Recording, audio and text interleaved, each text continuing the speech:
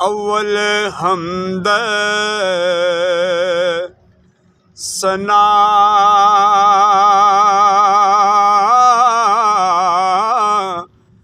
इलाही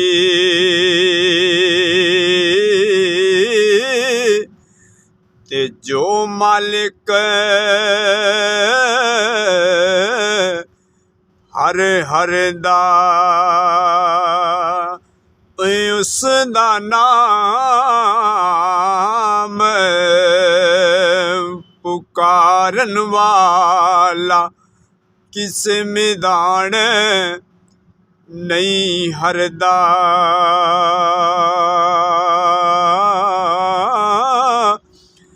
ते रहमत दा दरिया इलाही हर दम वगदा तेरा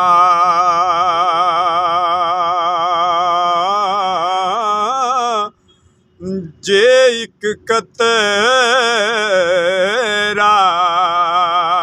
रहमत बख्शे ते कम बन जावे मेरा। हकीकत यह है कि साढ़े पल्ले ते है कख नहीं ते अल्लाह पाक नूं कहना की है जे मैं वेखां